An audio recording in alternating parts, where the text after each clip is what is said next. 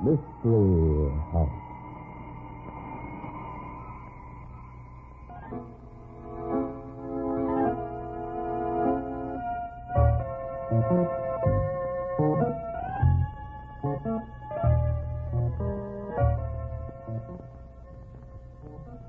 Mystery House, that strange publishing firm owned by Dan and Barbara Glenn, where each new novel is acted out by the Mystery House staff before it is accepted for publication.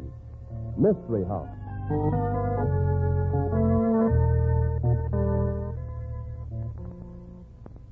You said the story we're doing tonight, Death House Blues, is very unusual, Barbie. In what way? Well, for one thing, Dan, you never see or hear the hero of the story, and yet he's very definitely the hero. You don't say. Anything else? Yes. The whole story takes place in one room, the governor's office. Well, I'll be darned. It's an unusual story in other ways, too. Well, how does it start? You mean you don't know how it starts, Mr. Glenn? Well, of course not. I haven't read the script. Oh, but surely you know how it starts. It starts the same way all good mystery shows start. How's that? Why, with a brief message from our sponsor.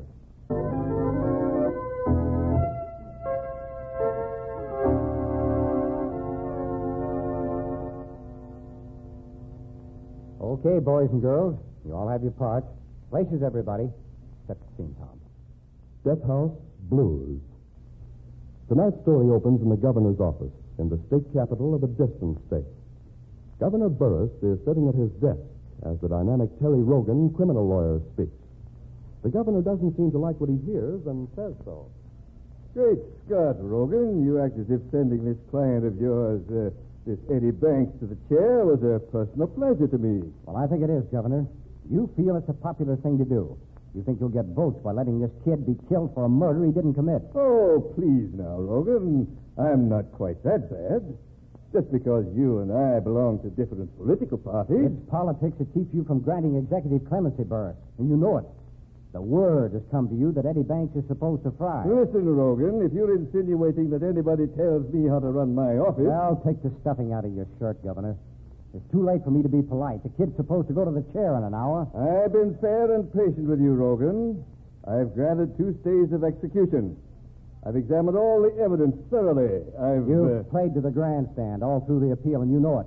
You've granted 2 stays because you knew it would keep the case alive in the papers and keep you in the spotlight. Now, let's not be nasty about this, Rogan. That isn't a sporting thing to say, and you know it. Sporting? You can talk about being sporting when a man's life's about to be taken? You're darned right I'm not sporting. As his lawyer, I'll hit with anything I have. If I could put you in that chair in his place, I'd do it. I'm sorry, Rogan. Honestly, I am. I rather liked your client the time I talked to him. Of course, his background isn't conducive to belief in his integrity, and I couldn't blame him for lying anyway on his own neck. He isn't lying, Burris. Try to get that through your head, will you? Look, the kid hasn't got a dime. I've been working day and night for the past 2 weeks trying to break this thing. Why do you think I'm doing it? A very touching speech, Rogan. I think you're doing it because you have political aspirations and you saw a good chance for a tangle with me. You as the champion of the oppressed, the fighter for the underdog. Oh, that's rotten, and you know it. Eddie Banks was convicted on circumstantial evidence. He didn't You like screaming about circumstantial evidence, don't you? Well, there's nothing whatsoever wrong with circumstantial evidence. For some reason, there's a popular belief that circumstantial evidence is bad. When circumstances combine to indicate that a man is a killer, he usually is. The court... Comstock, I wish you wouldn't walk in here unannounced like that. After all, this is the governor's office. Oh, stow it, Burris. I knew you and you were running for alderman. I've just been up to the big house. You saw Eddie Banks, Comstock? Yeah, he's taking it big. Got a last hour story from him. The boy's hard as nails, Rogan. What do you want here, Comstock? Why, I figured there'd be another last-minute stay. Maybe. Then you figured wrong. Eddie Banks was tried by a competent jury, and I'd be tampering with justice if Oh, nuts. You don't need to make a speech for me, Burris.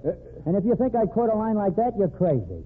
Some of our readers might have sensitive stomachs. Now, see here, Comstock. You presume on your position as a reporter. What do you want here? Why, I've got a photographer outside. I thought maybe you boys could give me a good pose with Rogan banging his fist on the august desk, Clash of Legal Minds, you know. Well, now, listen. Well, I don't know. You go straight. I suppose we might as well humor the press. Eh, Rogan? Oh, you go straight. Look, Burris, I've told you this is no cheap political trick with me. I'm arguing for this kid's life. He didn't kill that dirty rat, Bickford, and you know it just as well as I do. Well, the evidence, Rogan. Somebody framed Eddie. Framed him with phony evidence that doesn't even hold together. The cry of the man who gets caught from time immemorial. I was framed. Expecting anything that might make a good human interest sidelight, Governor? Why, Eddie Banks' sweetheart is supposed to see me at the 11:30.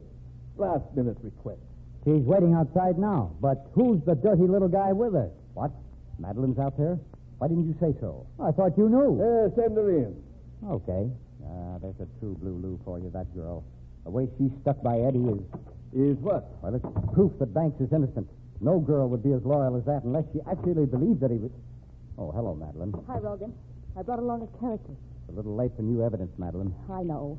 This is Packy Lasker, Rogan. Hi. He has some bearing on the case, has he? Sure. Just like a lot of other people have had. If you'd believe them. I'll listen to his story. Go ahead, Packy. The night Bickford was killed, I'm standing in the mob in front of the Club Mirror door, see? Yeah, well, what of it? I see a guy I later learned is Eddie Banks coming out with a dame. This dame who brung me here tonight. Well, that was established in the trial that Eddie had taken Madeline to the club. There was never any argument about that. And he had a fight with Bickford on the dance floor over Madeline. Hold still, Rogan. This little guy's got some new stuff, whether you think it's important or not. All right. Go ahead. Banks and his dame, they kind of edged their way into the crowd. Banks is dressed in soup and fish, see? And I bump into him, a little hard. When I bump into him, my hand brushes against the side, and he ain't carrying any gun when he left the Club Mirror door. How do you know? I'd stake my professional reputation on it. You what? Packy's a professional pickpocket, Rogan. If I gotta be blunt about it, I was frisking the guy. And there's no rod. That's for sure. I'm sorry, Miss Martin. It isn't important testimony for one Not thing. important, Governor. They never found the murder weapon. Bickford was shot, and they said it was Eddie who shot him, but they never found the gun. Bickford followed Eddie and me home. He was shot after Eddie dropped me at my apartment.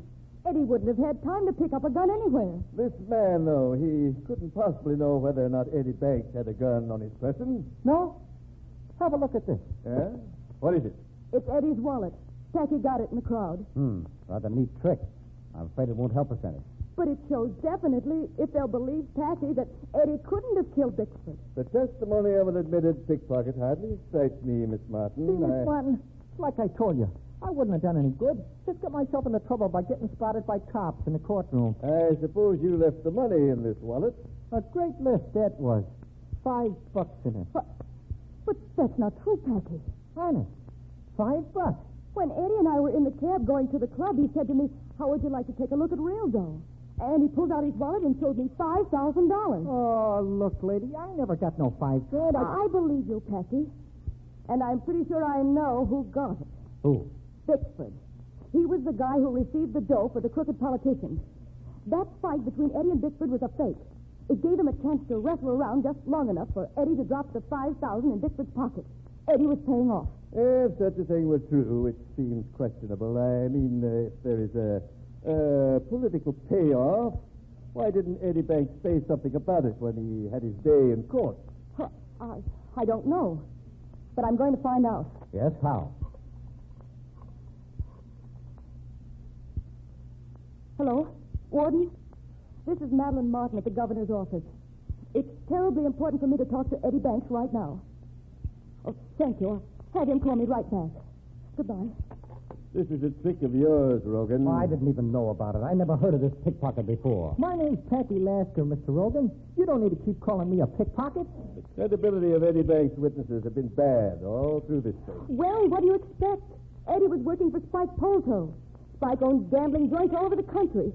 Who do you expect Eddie's witnesses to be except the people who know him? My dear, how did an attractive young lady like you ever become acquainted in a person like Banks? I'm not so high-class myself. Eddie's a swell guy, and he didn't like the idea of my waiting tables in a gambling joint. He talked me into getting a job for less money, slinging hash in a restaurant. And he was going to stick on with Polto until we had enough money to get married. Excuse me. That's for me. I'll get it. Hello? Eddie? Darling, you've got to tell me the truth. This is terribly important. Did you really have a fight with Bickford that night, or were you paying him off some payoff money for Polto? What? $5,000. I knew it. But why? Why didn't you say so? What? Oh. No, I'm afraid I don't understand. Oh. Well, there's no time to discuss it, dear. I'll call you later. Goodbye. Well? Eddie says he gave Bickford $5,000 and the fight was all a phony. The fight was supposed to be over you, wasn't it, Miss Martin? I don't know what it was supposed to be over. The prosecuting attorney said Eddie was jealous of me, but that wasn't so. That scuffle was Eddie's way of slipping Bickford the $5,000 payoff right out in public. The place for that to have come out was at the trial. Why didn't he talk about it there? He says Rogan told him not to mention it. What?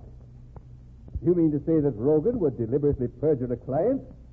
You admit that you told him not to mention it, Rogan? I didn't ask him about it in court. Neither did the prosecuting attorney. The prosecuting attorney had no knowledge of what happened. He couldn't ask. But you deliberately withheld evidence. Oh, don't look so pious. You can't deliberately run evidence into a case that makes your client look bad. Look bad? If I'd have asked Eddie Banks about that payoff in court, he'd have been in the electric chair by now. Are you insinuating that our courts aren't honest? I'm insinuating that Bickford was playing with the party in power. We'd started talking about payoff money. They'd have framed us with everything in the book. Besides, the payoff just gave another motive they could throw against Eddie Banks. But that's not so. What motive? Well, you had testified that Eddie was trying to get enough money to marry you. He knew that Bickford had $5,000 on him. Knew it because he'd given it to him. But so must a lot of other people, bad people. Poldo gave Eddie the money to give to Bickford. Poldo could have told some of his hoodlums about it. Look, Madeline, I appreciate that you're desperate. So am I. But the story about the payoff money doesn't help a bit. Now, really, it doesn't. I think the governor will agree with me that it's better left out of the picture. How about that, Governor? If you're insinuating that any bribe money gets to me, I resent it, Rogan. And the Bar Association's going to hear about your counseling a defendant to perjure himself. I did no such thing. I merely advised him not to talk about things that would get him into trouble. Watch yourself. What are you... Pardon me, mister. Sorry I bumped you. Here you are, lady. Is this what you wanted? What? You stole my wallet right out of my pocket. Yeah. Well, give it to me. You have no right to... Maybe I'm beginning to see a few things, Rogan. This is kind of interesting. What is it? Polto's private phone number. By any chance, are you working for Polto too, Rogan? You and Eddie both? That'd make everything that's happened kind of interesting, wouldn't it? Comstock, you back again? I do wish you'd knock the I door. don't have to knock when I have news like this, Bella. It'll knock you right off of your seat. And I guess you might as well call the big house and tell them to get Eddie Banks off the electric chair. You know, they're due to turn it on in 25 minutes. What is this big news you're talking about, Comstock? They just found Spike Polto with a knife through his heart. What? Yeah. And a note on his chest that said, "This is for Eddie Banks, a right guy who got a wrong rap."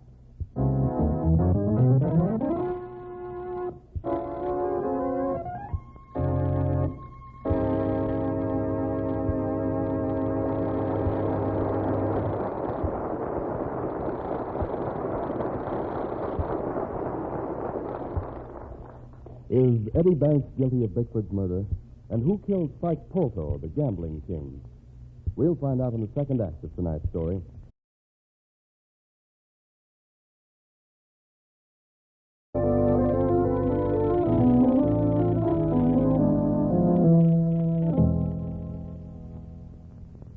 And now, Act 2 of Death House Blues. The scene is still the governor's office, and the clock says 20 minutes till midnight. Fred Comstock, the reporter, is questioning Rogan, the lawyer for Eddie Banks. So, it was because you were looking out for Eddie Banks that you didn't bring the payoff money into the trial, huh? And Madeline finds you were working for Spike Polto. That's very funny. I don't like the way you say that, Comstock. Sure, Polto hired me to defend Eddie Banks. Eddie was one of his boys. You've been spouting about how Eddie didn't have a dime, and that this was a labor of love as far as you were concerned. Why, you practically had me in tears. Look, what difference does it make whether I get paid or not? The important thing is to get the kid off. Now, he didn't kill Bickford. From the looks of things now, one of Polto's boys did it, and Polto picked Eddie for the fall guy. I like your methods of operation less and less, Rogan. I Well, I was listening to you with some little favor. But now, you're just a gangster lawyer. A lawyer who covers up evidence not to defend his client, but to defend the man who's paying the bill. What you think of me doesn't make much difference, Burris. As long as the kid gets to live. And you better start making up your mind fast, because there's only about 15 minutes left. You can't let them kill Eddie. Rogan's been working for Polto, not for Eddie. He's been letting Eddie take the rap. That phrase, take the rap, Miss Martin. Wasn't there something like that in the note that Comstock says the police found on Polto's body? What do you mean? You came up here only a short time ago, and you had a criminal with you. Me? I never hurt anybody in my life. I'm wondering if you might not have visited Polto before you came here. Are you trying to say that I killed Polto? Somebody killed him. As soon as this electrocution is over, I'm going to ask the police to check your movements this evening prior to your coming here.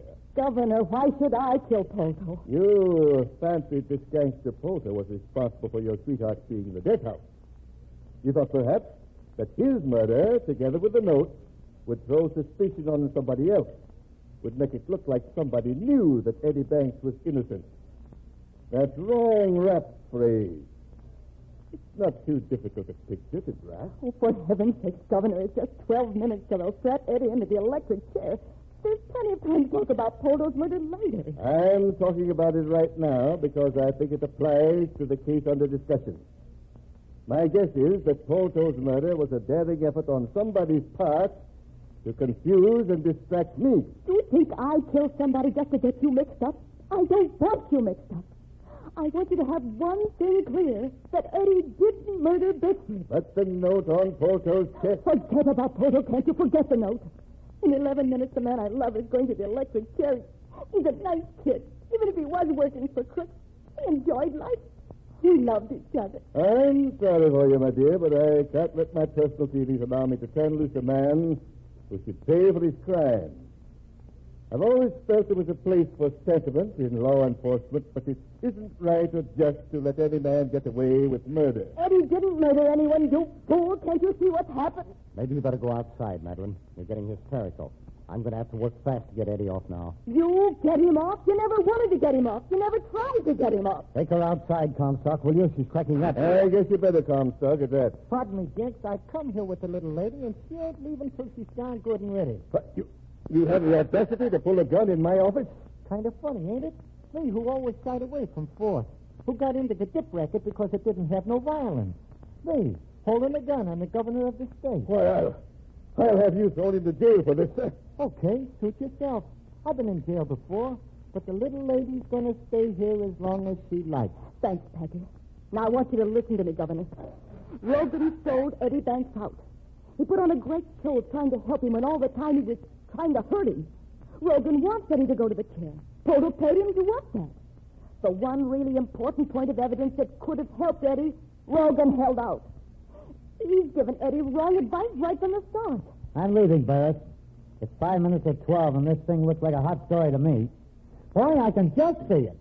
Gun-crazy pickpocket holds governor at bay while killer fries. Stop it! Don't talk like that! You ain't leaving, Bud.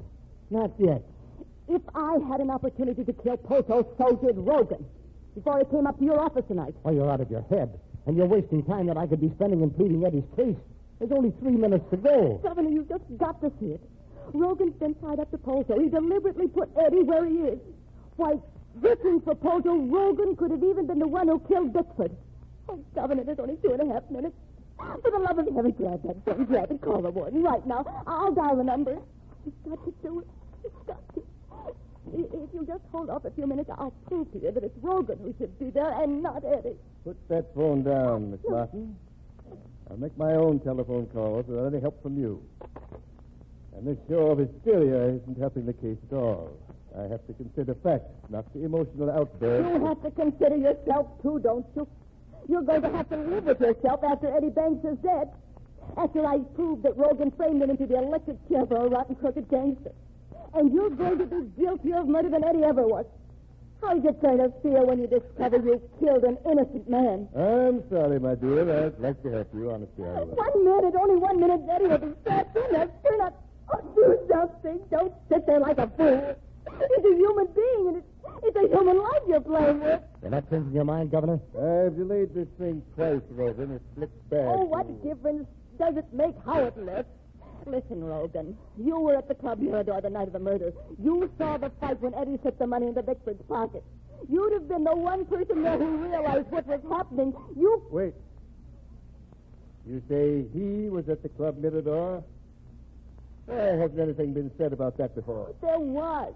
I mentioned it to Rogan right at the start, and he said neither Eddie or I should ever say anything about it, or folks on the jury would think Eddie had a lawyer planted in the club to establish an alibi for himself. Oh, you grabbed that phone, grab it only 10 seconds. So you might make it. I'm afraid it's too late, Miss Oh, Martin. no. I couldn't possibly get through in time. Well, you'll be out now, Fred, and don't let this pickpocket get out of the building. I'm going to attend to him. Okay, Governor. You know, I ain't so sure. I didn't ask you to be sure of anything, Comstock. Get them out of here. I want to talk to Rogan. Okay. You killed a man. You're a murderer. Well, in the name of the state, I'm going to have to put you under arrest, Rogan. Yeah? On that perjury business? No. You killed Bickford. You don't say. You killed him for $5,000, I suppose, and Poto finally told me what had happened when he saw how you handled Eddie's bank defense. So you had to kill him, too. You left that note about Eddie Banks to throw anybody off the scent. You have a good imagination, Governor. I don't think I have, Rogan. I'm quite unimaginative as a rule. So unimaginative that I'm going to have a handwriting expert compare that note with your handwriting. Going to have fingerprint experts look for your fingerprints. Going to trace the knife they found in Poto's house. And I imagine I'll find some very interesting things. Yes, I imagine you will, Governor. It's too bad you won't be able to do anything about them, isn't it? Just what do you mean? You try to do anything to me for killing Polto, and I'll ruin your whole career. You haven't touched this out yet, Governor. But you're going to see a great light. You don't dare touch me on Polto's murder, because the minute you do, I confess Bickford's murder. So, you really did kill Bickford? Sure, I killed him, and that's why you can't touch me for killing Polto. Just how do you figure that one? The minute I confess I killed Bickford, you're so washed up in politics you're a bum. Yes? Sure. The girl gave you all the dope straight, and you let an innocent man go to the elected chair. How does that make you look to the public, Governor? You not only look like a sap, but a vicious sap, a dangerous one. You can't touch me without smashing your whole career. You've been very smart about this, Rogan. Or maybe sharp is the word. You played every angle, didn't you? I always play every angle, Governor. There's only one little thing you overlooked. What? This. I don't get it. You wouldn't have the nerve. I'm putting you under arrest for the murders of Bickford and Polto. Just a minute.